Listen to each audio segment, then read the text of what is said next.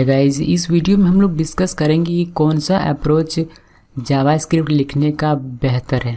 ठीक है, सो हम लोग जानते हैं कि या तो हम लोग जावास्क्रिप्ट इन लाइन में लिख सकते हैं या फिर एक्सटर्नल कोई फाइल बनाते हैं उसमें हम लोग जावास्क्रिप्ट लिख सकते हैं। इन लाइन में हम लोग क्या करते हैं कि HTML के साथ हम लोगों ने स्क्रिप्ट टैग लगाया और स्क्रिप्ट टैग के अंदर अपना जावास्क्रिप्ट का कोड लिखते हैं।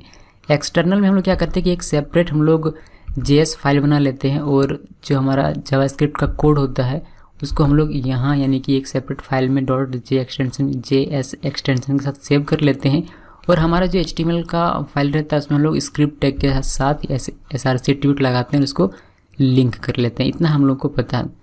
अब बात करते हैं कि दोनों जो अप्रोच है इन दोनों में से बेहतर कौन सा है। तो अगर हम लोगों को इनका मेरिट और डिमेरिट पता चल जाता है तो हम लोग खुद डिसाइड कर पाएंगे कि कौन सा बेहतर है। सो बात करते हैं सबसे पहले इन लाइन की। इन लाइन में क्या प्रॉब्लम है, देखिए इन लाइन में आप जावास्क्रिप्ट जो है वो HTML के साथ लिखते हैं, यानी कि जहाँ आपने अपना HTML का कोड लिखा वहीं आपको अपना जावास्क्रिप्ट का भी कोड लिखना है स्क्रिप्ट टैग के अंदर। ठीक है, अब देखिए प्रॉब्लम कब होती है। प्रॉब्लम तब होती है जब आप किसी बड़े प्रोजेक्ट में काम करते हैं जहाँ आपको 4-5 लाइन ऑफ कोड नहीं लिखना होता है, आपको हज़ारों लाइन के कोड्स लिखने पड़ सकते हैं, लाखों लाइन के कोड लिखने पड़ सकते हैं। उस वक्त मेन प्रॉब्लम होती है जैसे कि आपको उसको अगर मेंटेन करना हो में से कुछ हम मॉडिफाई करना चाहते हैं तो उस वक्त आपको प्रॉब्लम होगी, क्योंकि आपका HTML का कोड है, आपका जावास्क्रिप्ट का कोड है और मे बी आपका CSS का भी कोड है साथ में। तो उस वक्त बहुत प्रॉब्लम हो जाती है इसको कोड को मैनेज करने में। इसीलिए इनलाइन का जो अप्रोच है वो सही नहीं माना जाता है।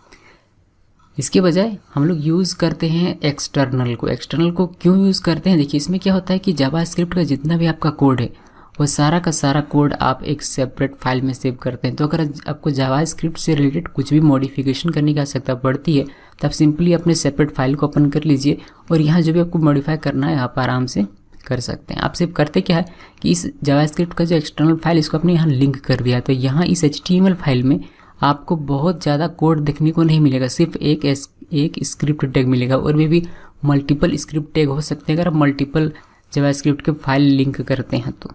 लेकिन इस तरीके से आपको इतना सारा कोड देखने को नहीं मिलेगा। तो ये बेहतर अप्रोच माना जाता है कि आप एक्सटर्नल फाइल में अपने जावास्क्रिप्ट के कोड को लिखें। अब बात करते हैं कि इनसाइड हेड टैग लिखें या फिर इनसाइड बॉडी टैग लिखें और क्यों लिखें। सो इनसाइड हेड टैग में हम लोग कुछ इस तरीके से लिखते हैं और इनसाइड बॉडी टैग की बात करें तो कुछ इस तरीके से लिखते हैं। अब कौन सा अप्रोच, इन दोनों में से कौन सा अप्रोच बेटर है और क्यों, या फिर कौन सा अप्रोच सही नहीं है और क्यों।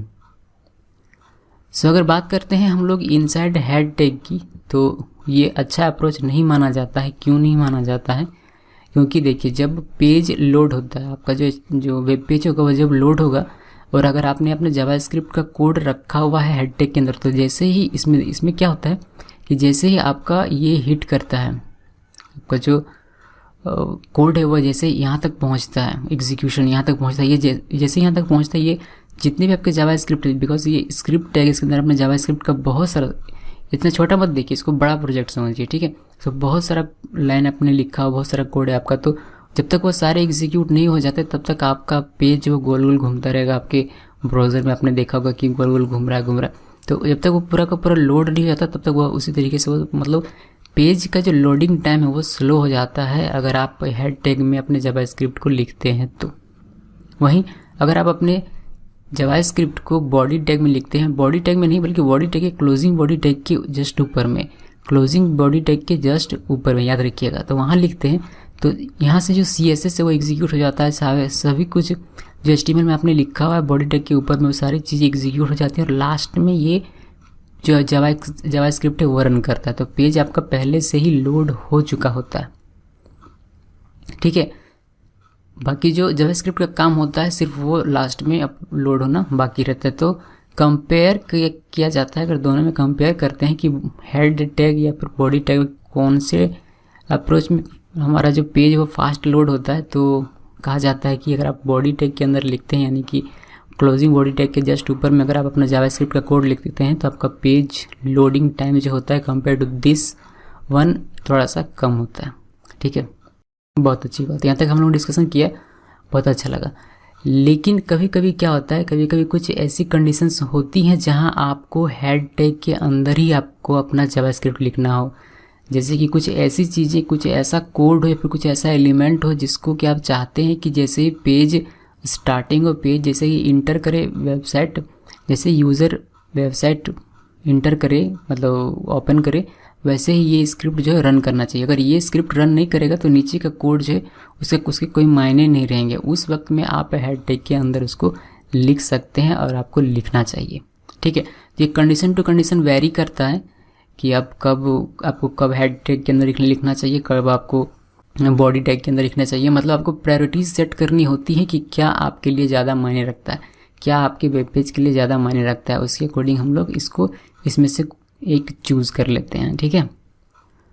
सो या फिर आप ऐसा भी कर सकते हैं कि आप जो इम्पॉर्टेंट जो एग्जीक्यूशन है जावास्क्रिप्ट उसको आप हेड टैग के अंदर रखिए, और जो आप चाहते हैं कि बाद में भी अगर एग्जीक्यूट होता है पेज, जो HTML के कोड होते हैं या फिर CSS कोड होते हैं, उनके लोड होने के बाद तो आप उसको बॉडी टैग के अंदर में लिख सकते हैं, ठीक है। सो बहुत सारे अप्रोचेस हैं जो आप मैनेज करके और एक अच्छा जो होता है ये फास्ट लोडिंग पेज बना सकते हैं, ठीक है।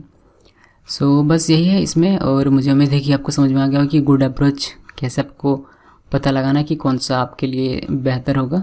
और यहाँ हम लोगों ने देखा कि इनलाइन, देखिए इन और एक्सटर्नल में तो साफ साफ पता चलता है कि एक्सटर्नल जो है ज़्यादा बेहतर है, मगर यहाँ हेड और बॉडी की बात करें, इनसाइड हेड टैग या फिर इनसाइड बॉडी टैग, तो यहाँ वेरी करता है आपके ज़रूरत के हिसाब से, ठीक है। So thanks for watching.